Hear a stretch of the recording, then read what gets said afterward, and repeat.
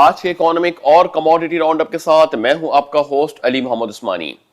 ملک میں سینٹ کے انتخابات کے بعد ایک غیر یقینی سی صورتحال سامنے آتی ہوئی دکھائی دے رہی ہے۔ بات کریں کہ ملک کے اندر جو سینٹ کے انتخابات ہوئے ہیں اس کے اندر کہا جا رہا ہے کہ وفاق میں وزیر اعظم عمران خان جو ہے وہ اعتماد کھو چکے ہیں، یعنی اگر دیکھا جائے تو 100 میں سے 48 سیٹس عمران خان کی نشست میں آئی ہیں۔ وہیں پہ جہاں پہ عمران خان بڑے پر امید تھے ڈاکٹر عبدالحفیظ شیخ صاحب کو لے کے کہ ڈاکٹر عبدالحفیظ شیخ صاحب جو ہے بازی مار لیں گے سینٹ کے چیئرمین کے لیے، وہیں پر جو ایک دم سے جو ہے پاسا پلٹ گیا اور یوسف رضا گیلانی صاحب جو ہے وہ اس وقت سینٹ کے الیکشن جیت گئے ہیں۔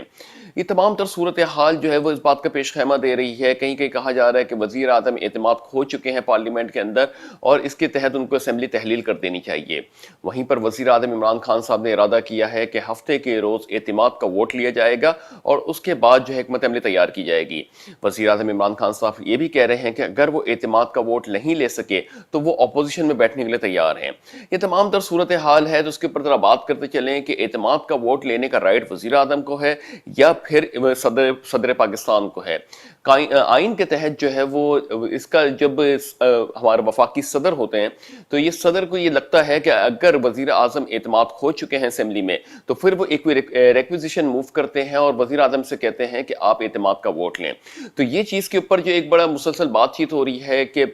وزیر اعظم عمران خان صاحب خود کہہ رہے ہیں کہ ہم جو ہے وہ اعتماد کا ووٹ لینے جا رہے ہیں، اس کے پیچھے یقیناً جو ہے وہ صدارتی جو ہے وہ آرڈر ہوگا، صدارتی بل پاس ہوا ہوگا، اس کے تحت جو ہے یہ جو اعتماد کا ووٹ لینے کا ارادہ کر رہے ہیں۔ وہیں پر دوسری جانب جو ہے اس کے اوپر الیکشن کمیشن کو بھی چیلنج کیا ہے، جو کہ الیکشن کمیشن کو ڈائریکٹلی چیلنج کرنا جو ہے وہ تھوڑا سا ایک پرابلمٹک سینیریو ہوتا ہے، کیونکہ الیکشن کمیشن کے پاس بالکل وہی رائٹس ہوتے ہیں جیسے توہین عدالت کے حساب سے۔ تو یہ اس وقت جو سچویشن بنی ہے سینٹ کے انتخابات کو لے کے، جس کے اندر وزیر اعظم عمران خان صاحب اعتماد کے ووٹ کے لیے جا رہے ہیں بروز ہفتے کو، تو اس کے اندر کافی چیزیں جو ہے ان کو بڑا کیلکولیٹڈ طریقے سے موو کرنا چاہیے کہ کہیں کوئی ایسی غلطی نہ کر بیٹھیں کہ جس کی وجہ سے اتنی جو انہوں نے کاوشیں کی ہیں جو اپنے ویژن کو آگے لے کے چلنے ہیں اس میں کوئی رکاوٹیں آ سکیں۔ بہرحال امید کرتے ہیں کہ جو بھی اس وقت نتائج ہوں گے وہ ملک اور قوم کے لیے بہتر ہوں، مگر ابھی فی الحال جو ہے وہ چیزیں جو ہے وہ غیر یقینی صورتحال اختیار کرتی جا رہی ہیں۔ ایک جانب وزیر اعظم عمران خان صاحب جو ہے وہ اس بارے میں کہہ بھی رہے ہیں کہ جو پاکستان میں کرپشن ہے اس کے خاتمے تک کے وہ اپنا کام کرتے رہیں گے، ساتھ ہی ساتھ چوروں کو، ڈاکوؤں کو، جنہوں نے ملک کا پیسہ لوٹا ہے ان کے خلاف بھی سخت سے سخت کارروائی کی جائے گی۔ مگر اب یہاں پہ اگر ایک بات بتاتے چلیں کہ جس طریقے سے وزیر اعظم عمران خان صاحب اقتدار میں آئے تھے اور انہوں نے اپنی کوششوں کے تحت جو ملک سے جو روٹی ہوئی رقم باہر گئی تھی اس کو واپس لانے کے لیے بڑی سرتوڑ کوششیں کی تھیں، مگر اس 3 سال کے پیریڈ میں گزرنے کے بعد جبکہ اقتدار اعلیٰ کے اوپر وزیر اعظم عمران خان صاحب بیٹھے ہیں تو عوام یہ پوچھتی ہے کہ اس 3 سال کے پیریڈ کے اندر جو ہے کون سا ایسا پیسہ پاکستان کے اندر واپس آیا ہے یا کون سی اس طریقے سے کرپشن کے اندر کوئی لوگ جو ملوث تھے ان کے اوپر کوئی کارروائی کی گئی ہے۔ یہ ایک بڑا عوام کے درمیان بھی ایک تھوڑا سا سوالات اٹھ رہے ہیں کہ یہ اتنے بڑے لیولز کے اوپر پاکستان کی جو امیج کے اوپر بات کی جاتی تھی کہ پاکستان کو پہلے جو حکمران چلا رہے تھے وہ چور تھے، ڈاکو تھے، اس کی وجہ سے بھی ایک امیج انٹرنیشنل لیولز پہ متاثر ہوئی ہے۔ بہرحال یہ تو ایک ان کا وزیر اعظم عمران خان صاحب کی پارٹی کا مینڈیٹ تھا کہ ملک کی لوٹی ہوئی رقم کو واپس لے کے آنا ہے، مگر ابھی تک کوئی اس کے اوپر بڑی کوئی خاطر خواہ کارروائی نہیں ہوئی ہے کہ جیسے کہا جاتا تھا کہ 200 ارب US ڈالر تو ہم جھٹکے میں لے آئیں گے، پاکستان کے جو پیسے ہیں اس کی سرمایہ کاری کریں گے، مگر ابھی تک کوئی اتنی بڑی ڈیولپمنٹ ہوتی نہیں دکھی، بلکہ اس کے ساتھ ساتھ جب یہ پالیسیز کو اسٹرکٹ کیا گیا تو ملک میں مہنگائی کی شرح میں اضافہ دیکھنے میں آیا، وہیں پہ روپیہ بھی اپنی قدر کھو چکا تھا اور ابھی بتدریج کھویا ہوا ہی ہے، اور یہ ساتھ ہی ساتھ جو ملک کے اندر مہنگائی کا بحران اٹھا تو پھر یہ جو ہے عوام بھی تھوڑا سا ایک سوالات پوچھ رہی ہے۔ ان تمام تر سوالوں کے جواب تو یقیناً ایوان بالا سے دیا جا سکتا ہے۔ وزیر اعظم عمران خان صاحب جو ہے مسلسل عوام کے ساتھ خطاب کرتے ہوئے ان تمام تر چیزوں کی وضاحتیں کرتے رہے۔ ایک جانب یہ بھی ابہام آ رہا ہے کہ جب وزارت اعلیٰ کے منصب پہ رہ کر جو اگر اس طریقے سے چیزوں میں اتنا ڈیلے ہوتا ہے تو عام عوام کو انصاف کی فراہمی میں کتنا ڈیلے ہوگا۔ होगा। बहरहाल ये तमाम तर जो इस वक्त सिनेरियो और सिचुएशन डेवलप हो रही है वो ये बता रही है कि पाकिस्तान में इस वक्त जो है बड़ी हाई लेवल्स के ऊपर कानून साजी और इंफ्रास्ट्रक्चर डेवलपमेंट की ज़रूरत है। इन तमाम तर चीज़ों की डेवलपमेंट के बगैर पाकिस्तान के अंदर जो है आगे बढ़ना थोड़ा सा दुश्वार कुन लगता है। एक जानिब कोविड के सिनेरियो के अंदर जो पाकिस्तान में नंबर मुस्बित आना शुरू हुए थे उनमें भी हमें थोड़ा सा एक प्रेशर आता हुआ दिखाई दे रहा है, जहां पे टैक्स कलेक्शन तो अभी भी पाकिस्तान का बहुत अच्छा इस वक्त टारगेटेड अमाउंट से ऊपर ही जा रहा है, मगर हमारे जो ट्रेड डेफिसिट्स हैं उनके नंबरों में इजाफा होना और करंट अकाउंट के जो सरप्लस हो गया था हमारा नवंबर तक उसमें अब थोड़ा थोड़ा करके गिरावट होना, तो ये तमाम तर सिचुएशन इस वक्त ये अलमिया दे रही हैं कि जैसे जैसे आलमी मार्केट्स में कारोबारी जिंदगी बहाल होना शुरू हो गई है तो पाकिस्तान की मईशत के ऊपर उसका प्रेशर आ सकता है। बहरहाल अब ये वजारत उज़्मा के जो मनसब पे वज़ीर आज़म इमरान खान साहब फाइज हैं, तो इसके बाद जब इनका वज़ीर आज़म इमरान खान साहब खुद वोट ऑफ कॉन्फिडेंस लेने जा रहे हैं तो थोड़ी कुछ देर के लिए मुल्क में जो इन्वेस्टर का कॉन्फिडेंस शेक जरूर हुआ है। यानी अगर देखें बिजनेस कम्युनिटी जो कि खासतौर से इमरान खान के साथ अलाइंड होकर आगे बढ़ रही थी उसका थोड़ा सा कॉन्फिडेंस शेक जरूर हुआ है। कहीं पे कहा जा रहा है कि वज़ीर आज़म इमरान खान साहब एतमाद का वोट ले लेंगे और कहीं पे इसके मुतरादिफ राय भी आ रही हैं सामने, मगर ये एक बड़ी सेंसिटिव इशूज चल रहे हैं इस वक्त पाकिस्तान के अंदर के कोई ऐसी मिसहैप ना हो जाए जिसकी वजह से असेंबली डिसॉल्व करनी पड़ जाए इमरान खान साहब को। अगर असेंबली डिसॉल्व की जाती है तो मुल्क री इलेक्शन की तरफ जाता है और ये एक फिर थोड़ा सा पाकिस्तान जो इस वक्त स्टेबिलिटी की तरफ आया है वो फिर 2 कदम पीछे चला जाएगा। ये एक मजमूई तौर पे या एक ह्यूज लेवल पे देखा जाए तो ये तमाम तर सूरत हाल जो है वो मुल्क की माशी सरगर्मियों की या माशी इस्तेहकाम के अंदर अपना एक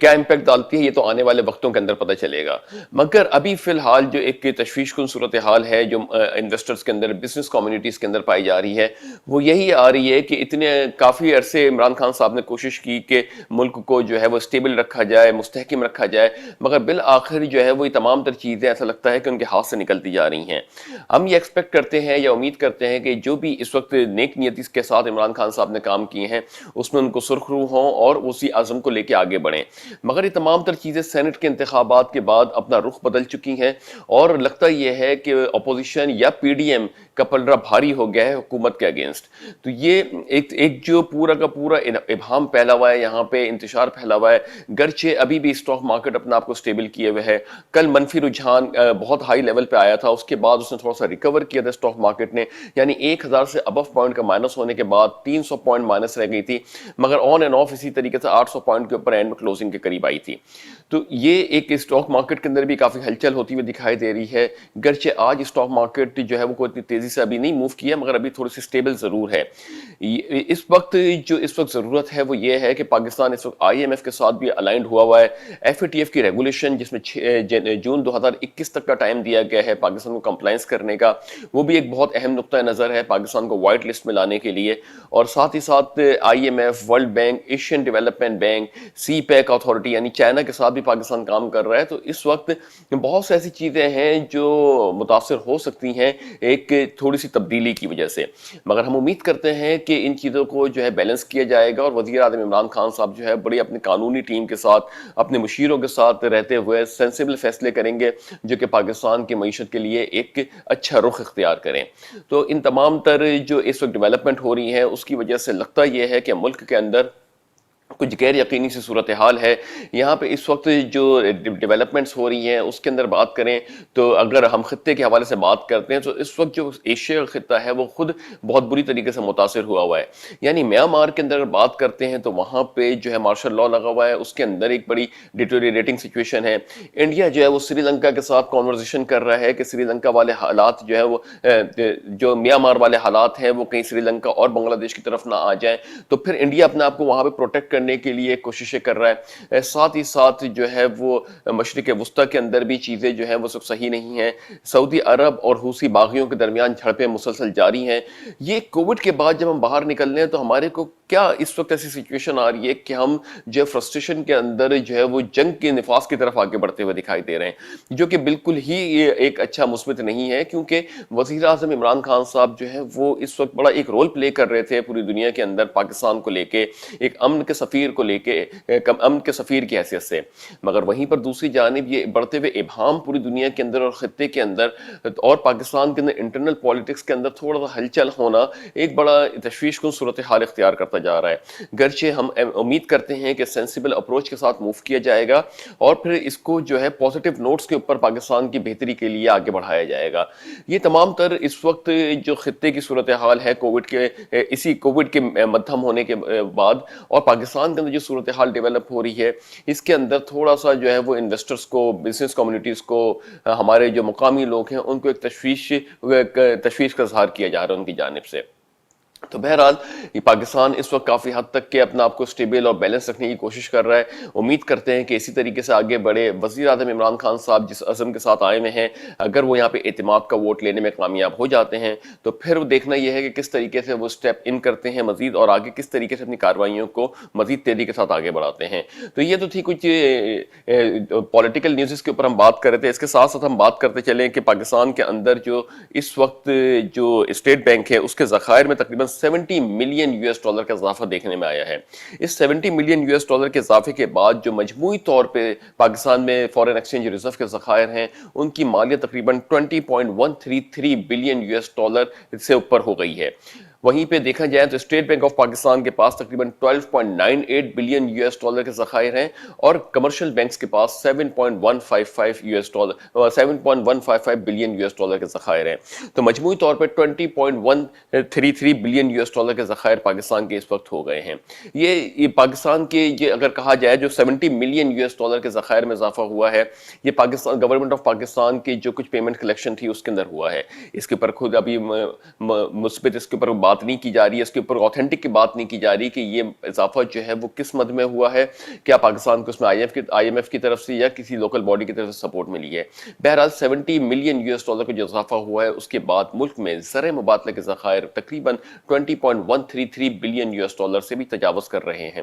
اگر بات کریں کہ پاکستان کے اندر روشن ڈیجیٹل اکاؤنٹس کی وجہ سے جو پیسہ آیا یا ڈالر یو ایس ڈی آیا، اور ساتھ ہی ساتھ فورن ایکسچینج ریمیٹنسز کے اندر بھی پاکستان کے اندر ایک میجر پروپورشنٹ پاکستان میں آیا، ان تمام تر ڈیولپمنٹ کے بعد پاکستان کے روپے کے قدر کو مستحکم ایکسپیکٹ کیا جا رہا تھا، اور روپیہ اس وقت تقریباً 157.6 157.5 کے درمیان ٹریڈ ہو رہا ہے۔ کہیں یہ کہا بھی جا رہا ہے کہ جو انٹر بینک ہے اس کے اندر روپے جو تقریباً 156.8 کے اوپر بھی ٹریڈ ہو رہا ہے۔ تو یہ اس وقت ایک ڈیولپمنٹ تھی کہ روپیہ اپنی قدر مستحکم کرنا شروع کر رہا تھا، اور پھر اس طریقے سے اگر ڈیولپمنٹ ہوتی ہے تو دیکھنا یہ ہے کہ کس طریقے سے اس کے ثمرات پاکستان کی معیشت کے اوپر آتے ہیں۔